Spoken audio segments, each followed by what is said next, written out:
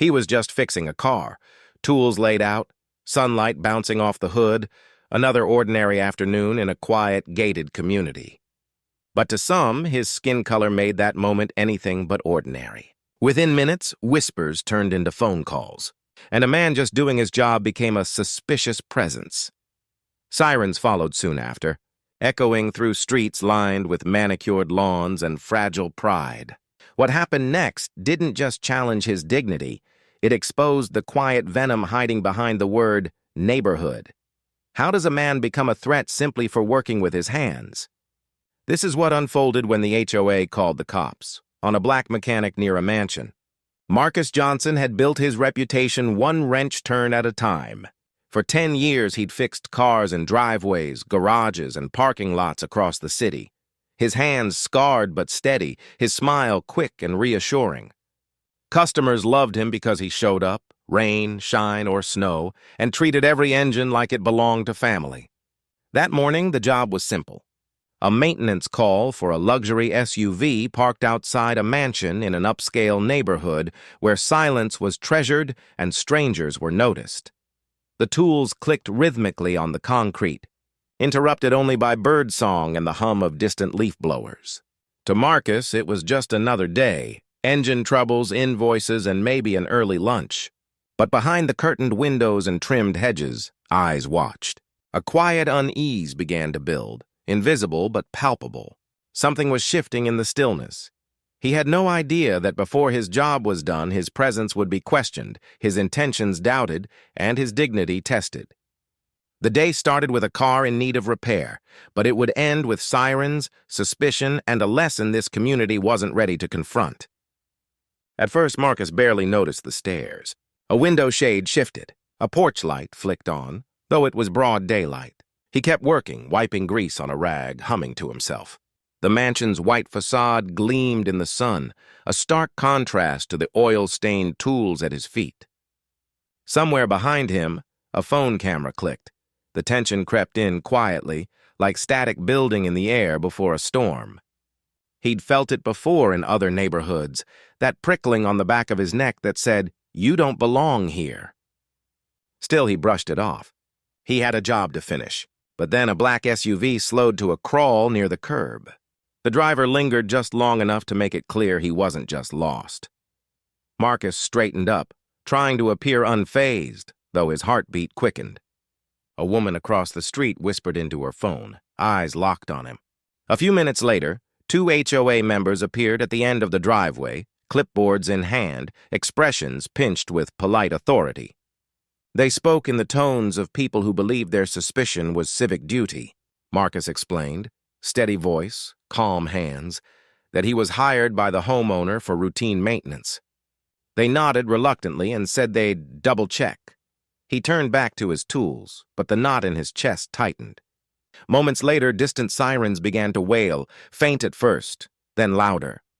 A metallic taste filled his mouth.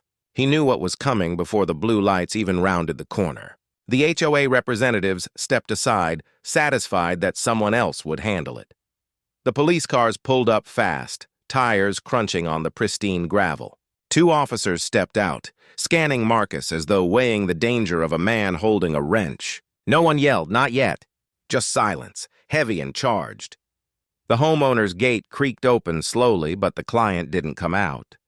Too scared of being caught in the middle of what was now spiraling beyond reason. Marcus raised his hands slightly, instinctively, though no one had told him to. He spoke carefully, explaining again who he was and why he was there. Every word felt like a test, measured, restrained, stripped of frustration. But the doubt lingered in their eyes, thick as humidity. One officer approached the SUV, checking the plates, while the other circled Marcus's work area, gloved fingers brushing his ID badge as if verifying authenticity could justify all this tension. The radio on the cop's vest crackled. A voice confirming the plate and registration matched the house's address. Still, the silence stretched painfully long. A neighbor peeked out from behind her blinds. Another began recording on her phone. The neighborhood had turned itself into an audience, and Marcus was the unwilling center of its stage. By the time the officers finally relaxed, the damage was done. His reputation, to some onlookers, wasn't that of a skilled mechanic anymore. It was the man who brought police cars to their perfect street. As they left, one of the HOA members avoided his eyes, pretending to straighten a clipboard. But the humiliation lingered like oil under skin, staining deeper than anyone would see. What Marcus didn't yet know was that the real storm wasn't over. The video was already spreading beyond that neighborhood, ready to turn one man's quiet workday into a national mirror for something far uglier. The air thickened with tension, every second dragging like a heartbeat too slow to survive. The officers hadn't drawn their weapons, but their hands hovered close enough to remind Marcus that one wrong gesture could end everything. The breeze rattled the nearby trees, carrying the muffled gasps of spectators behind glass. He could feel eyes everywhere, recording, judging, distorting.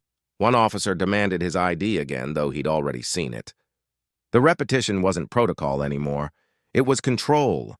Marcus's hands shook slightly as he held it out, the laminated card trembling under the sun. Oil stains had smudged the corners, symbols of his honest labor now twisted into something suspicious. The officer inspected it as if expecting it to dissolve under scrutiny. Then came the homeowner, the one who had called Marcus for the job. She stepped out only after realizing what was happening, her voice hesitant as she tried to explain to the police that yes, he was supposed to be there. But even then, the officers waited for permission, not from her but from each other, to lower their guard. Only after too long did the moment break. Radios clicked, curt nods exchanged, the threat receding as fast as it had ignited. Marcus stayed still, breathing carefully. The blue lights flashed across his face, bathing him in accusation. Around him, the neighborhood watched in stiff silence. No apologies, no outrage, just quiet relief that the disruption was over. When the police finally left, the homeowner muttered something about being so sorry before slipping back inside, closing the door on everything unsaid. He stood there alone, surrounded by expensive cars and manicured perfection, feeling smaller than he ever had before.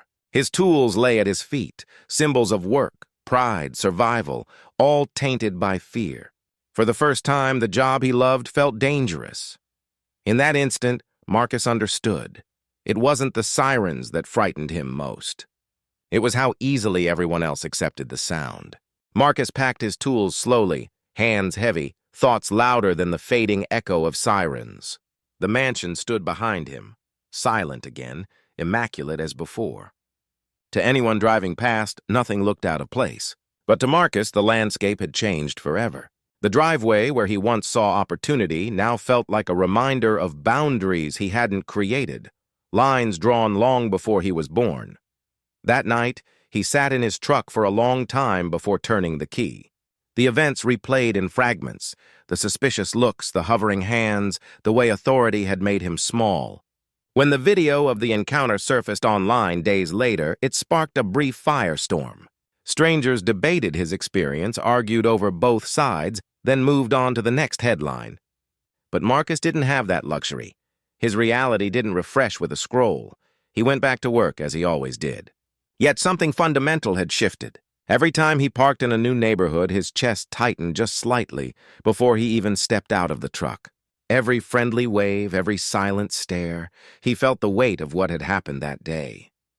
Not as an isolated mistake, but as another thread in a pattern that stretched across generations.